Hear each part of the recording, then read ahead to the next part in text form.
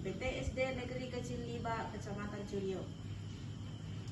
Di sini saya akan mewawancarai dua kepala sekolah dengan tugas demonstrasi konseptual modul 3.1 pengambilan keputusan yang berbasis nilai-nilai kebajikan sebagai pemimpin. Selamat menyaksikan. Pak, Assalamualaikum warahmatullahi wabarakatuh, Pak. Ya, waalaikumsalam warahmatullahi wabarakatuh. Bagaimana kabarnya hari ini, Pak?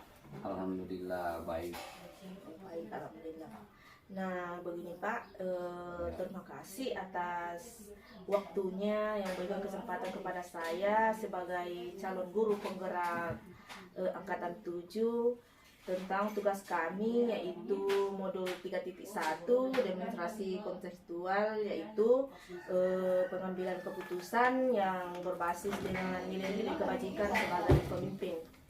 Nah, di sini Pak, saya akan mengajukan beberapa pertanyaan tentang pengambilan kasus di sekolah, pengalaman Bapak selama ini menjadi kepala sekolah. Baik Pak, nah, pertanyaan yang pertama, selama Bapak menjabat sebagai kepala sekolah, bagaimana Bapak dapat mengidentifikasi kasus-kasus yang merupakan dilema etika atau rujukan moral? Ya, jadi untuk mengidentifikasi permasalahan antara kedua ini, tentunya kita harus tahu apa itu dilema etika dan apa itu kasus rujukan moral.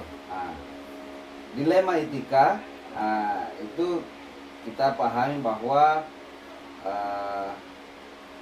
terjadi situasi atau kita dihadapkan dengan pilihan antara benar atau benar,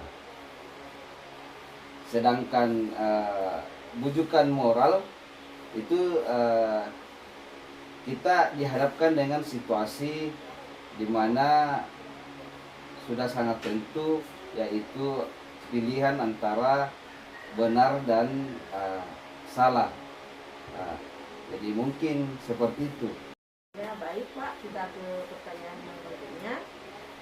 Selama ini bagaimana Bapak menjalankan pengambilan keputusan di sekolah, terutama untuk kasus-kasus di mana ada dua kepentingan yang sama-sama benar atau sama-sama mengandung nilai kebajikan? Kita lakukan itu mengidentifikasi masalah. Kita identifikasi masalahnya terlebih dahulu, kemudian yang kedua kita tentukan siapa yang menjadi atau yang terlibat dalam masalah tersebut. Kemudian kita juga seringkali melibatkan guru untuk pengumpulan data-data dan melakukan pengujian benar salah.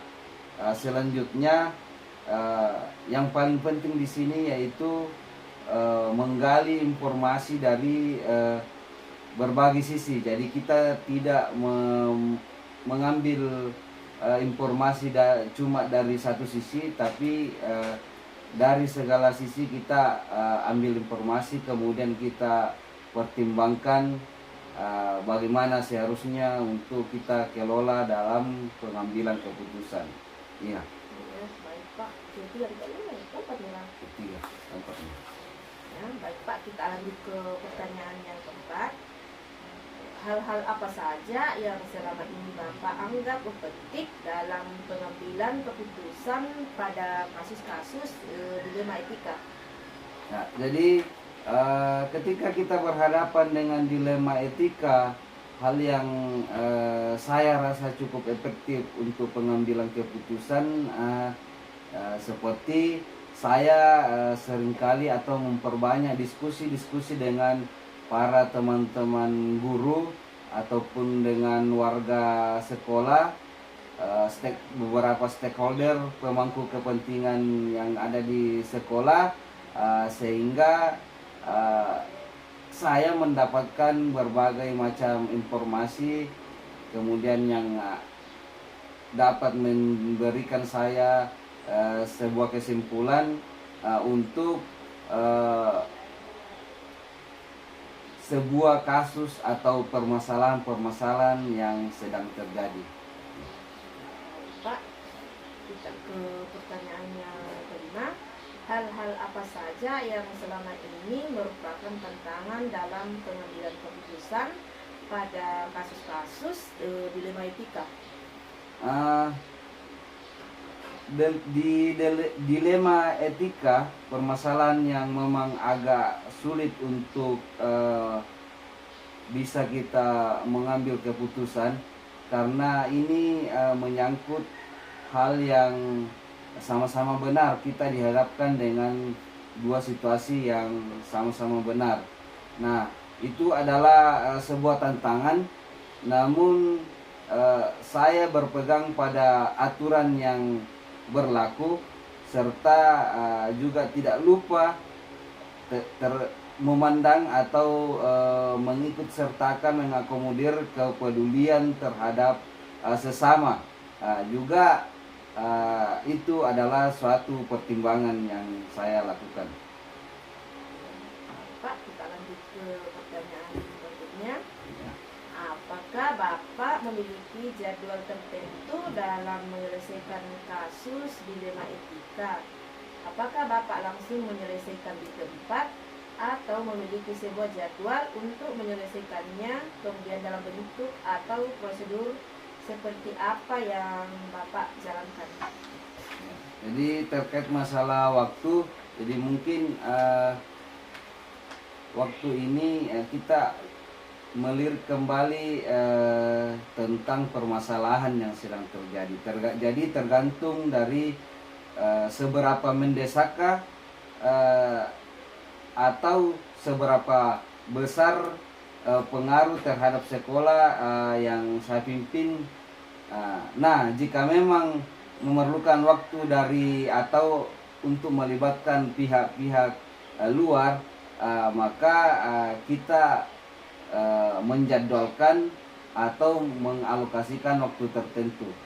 Ya, jadi namun ketika hal tersebut bisa kita selesaikan dalam waktu itu, jadi kita langsung selesaikan. Nah, jadi mungkin seperti itu. Ya, baik Pak, kita ke pertanyaan yang berikutnya. Adakah seseorang atau faktor-faktor apa yang selama ini mempermudah atau membantu Bapak dalam pengambilan keputusan dalam kasus-kasus dilema etika? Ya, sebagai seorang kepala sekolah, tentunya saya harus mampu mengambil keputusan berdasarkan nilai-nilai kebajikan yang saya pahami. Namun melibatkan dewan guru ataupun pihak-pihak terkait, dalam hal ini beberapa stakeholder yang ada di sekolah, juga adalah sesuatu yang bukan hal yang salah. Jadi selama hal itu baik untuk kepentingan murid yang ada di sekolah, saya rasa kenapa tidak. Pak, kemudian pertanyaan yang terakhir, dari semua hal yang telah disampaikan, pembelajaran apa yang Bapak dapat petik dari pengalaman Bapak mengambil keputusan dilema etika? Ya, yang saya bisa petik seperti nilai-nilai kebajikan dalam diri, prinsip pengambilan keputusan, kemudian paradigma berpikir, dan seperti apa langkah-langkah pengambilan keputusan yang menjadi dasar keputusan itu sendiri, yang merupakan tanggung jawab dari seorang kepala sekolah. Baik Pak. Nah, itulah tadi Pak pertanyaan-pertanyaan tentang kasus-kasus dilema etika dan etika moral pengalaman-pengalaman Bapak sebagai kepala sekolah sangat luar biasa. Di sini saya dapat mengambil pengalaman yang Bapak lakukan, dan terima kasih banyak Pak atas waktunya sudah memberikan waktu untuk saya sebagai calon guru penggerak tentang tugas-tugas kami. Sekali lagi terima kasih banyak Pak. Assalamualaikum warahmatullahi wabarakatuh. Waalaikumsalam warahmatullahi wabarakatuh. Assalamualaikum warahmatullahi wabarakatuh Pak. Waalaikumsalam warahmatullahi wabarakatuh. Bagaimana kabarnya hari ini? Ya, alhamdulillah baik saja. Iya, alhamdulillah Pak. Nah, begini Pak. Yang pertama saya minta terima kasih atas kesempatannya atau waktunya atas saya tentang tugas kami sebagai guru penggerak angkatan 9 tentang demonstrasi konseptual modul 3.1 pengambilan keputusan yang berbasis nilai-nilai kebajikan.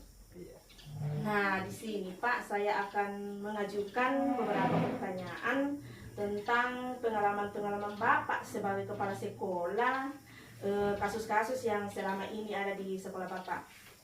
Ya, baik Pak. Nah, begini Pak, selama Bapak menjabat sebagai kepala sekolah, bagaimana Bapak dapat mengidentifikasi kasus-kasus yang merupakan dilema etika atau bujukan moral? Yang saya lakukan untuk mengidentifikasi kasus yang terjadi di sekolah kami dengan melakukan pengamatan terlebih dahulu terhadap kasus yang terjadi dan mendengar berita dari pihak terkait, dan saya juga mengecek kebenaran kasus tersebut. Nah, kita lanjut ke pertanyaan yang kedua Pak. Selama ini bagaimana Bapak menjalankan pengambilan keputusan di sekolah, terutama untuk kasus-kasus di mana ada dua kepentingan yang sama-sama benar atau sama-sama mengandung nilai kebajikan? Ya, yaitu dengan cara diskusi dengan Dewan Guru sebagai warga sekolah. Pak berdiskusi dengan Dewan Guru yang ada di sekolah. Baik Pak. Kemudian pertanyaan yang ketiga, langkah-langkah atau prosedur seperti apa yang biasa Bapak lakukan selama ini? Yang pertama, saya akan mengecek dulu permasalahan dan menentukan pihak mana saja yang terkait dan mendiskusikan dengan Dewan Guru.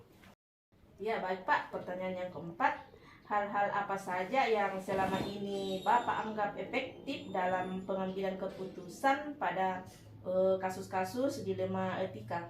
Ya, yang kami lakukan yaitu dengan cara berdiskusi dengan pihak yang terkait sehubungan dengan permasalahan tersebut, kemudian dan untuk memudahkan pengambilan keputusan. Ya Pak, baik. Pertanyaan yang kelima, hal-hal apa saja yang selama ini merupakan tantangan dalam pengambilan keputusan pada kasus-kasus dilema etika? Ketika saya harus memutuskan persoalan yang berkaitan dengan perasaan kasihan pada pihak-pihak tertentu, di situ saya terkadang merasa sangat sulit. Kemudian kita ke pertanyaan ke-6. Apakah Bapak memiliki jadwal tertentu dalam menyelesaikan kasus dilema etika? Kemudian apakah Bapak langsung menyelesaikan di tempat atau memiliki jadwal untuk menyelesaikan baik dalam bentuk atau prosedur seperti yang Bapak jalankan? Mengenai masalah waktu penyelesaian persoalan tergantung seberapa mendesak dan seberapa besarnya pengaruh terhadap sekolah yang saya pimpin. Jika memang memerlukan waktu dan pihak-pihak lain yang terlibat, maka saya akan jadwalkan khusus untuk menyelesaikan persoalan tersebut. Ya, kita ke pertanyaan yang ke-7 Pak. Adakah seseorang atau faktor-faktor apa saja yang selama ini mempermudah atau membantu Bapak dalam pengambilan keputusan dalam kasus-kasus dilema etika? Saya lebih melibatkan Dewan Guru jika memutuskan sesuatu dan yang berkaitan dengan persoalan sekolah. Baik Pak, ini adalah pertanyaan yang terakhir. Dari semua hal yang telah disampaikan tadi, pembelajaran apa yang Bapak dapat petik dari pengalaman Bapak mengambil keputusan dilema etika?